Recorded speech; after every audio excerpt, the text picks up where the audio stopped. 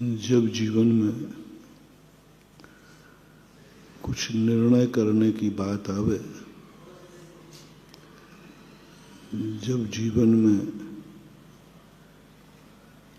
कुछ पाने की बात आवे, जब जीवन में किमिक्षक वरदान मिल रहा हो, जब जीवन में हमारी कुव्वत सब कुछ पाने की हो, जब जीवन में हम सब कुछ सोच सकते हैं, सब कुछ देख सकते हैं, सब कुछ सुन सकते हैं, सब कुछ बोल सकते हैं, तो हमेशा सर्वोत्कृष्ट चुनना चाहिए। निर्णय करने में लक्ष्य कभी नीचे का नहीं बनाना, ऊपर का बनाना। सामान्य सुखों का नहीं बनाना, उत्तम सुखों का बनाना। ये सूत्र पूज्यवर समंतभद्र महाराज ने रत्नकरण श्रावकाचार्य की भूमिका में लिखा। उपदेश श्रावकों को दे रहे हैं और लक्ष्य सर्वोत्कृष्ट का बना रहे हैं। देशयामी समीचीनम धर्मम कर्म निभरणम संसार दुखता शत्वान यो धरति उत्तम सुखे।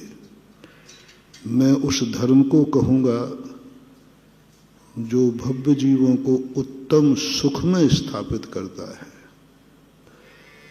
विचारणीय प्रश्न था, श्रावकों को कभी उत्तम सुख मिलता ही नहीं है, श्रावक उत्तम सुख को प्राप्त कर ही नहीं सकता, तो फिर समंतभद्र महाराज क्यों बोल रहे, मैं तो वो धर्म वर्णन करूंगा जो सर्वोत्कृष्ट है।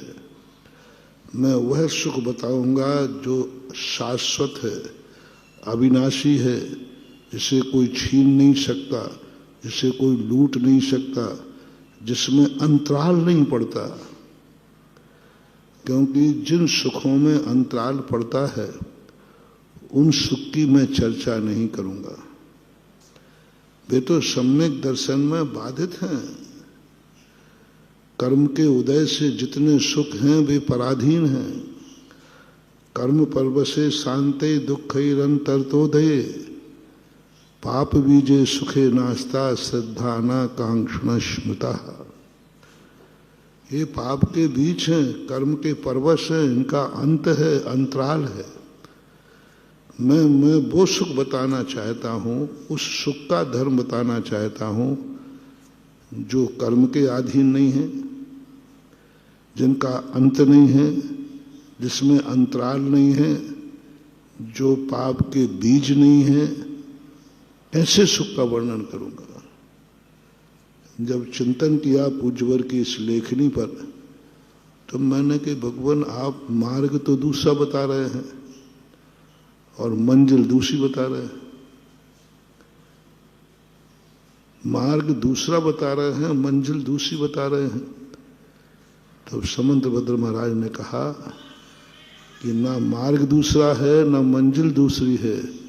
फर्क इतना है कि रास्ते दो होते हैं, एक स्टेशन तक का होता है और स्टेशन से होता है। एक कुछ दिन पहले कहा था ना, रास्ते दो हैं, एक स्टेशन तक का। तो स्टेशन तक का रास्ता कौन सी दिशा से आता है? चारों तरफ से, क्योंकि वो तो कहीं से भी आ जाएगा। लेकिन स्टेशन के बाद का रास्ता शिखर जी का है एक ही। तो तुम्हारी बुद्धि में आ रहा है कि शिखर जी तो पूरब में और हम तो पश्चिम में जा रहे हैं। घर से उसने चौघड़िया देखा, दिशाशूल देखा, तो दिशाशूल में आया था कि पश्चिम दिशा में, रूटिंग कार्यों में नहीं, विशेष कार्य में, विशेष कार्य के निमित्त से यदि यात्रा करो तो शुक्रवार और रविवार को पश्चिम में नहीं करना। लिखा था कि सोमवार और शनिवार को पूरब में नहीं करना, बुधवार और मंगलवार को उत्तर में नहीं करना और गुरुवार को दक्षिण में नहीं करना। ये 7 दिशाओं का वर्णन किया है और उसने नक्शा उठा के देखा कि वो तो बहोरी वन से और कटनी से शिखर जी पूरब में है, पूरब में। अब मैं कैसे जाऊंगा, मैं कैसे जाऊं? मेरा घर तो उल्टी दिशा में है, मेरा घर तो दक्षिण की तरफ जा रहा है और आज गुरुवार है। उन्होंने कहा कि देखो भाई, पूरब दिशा है,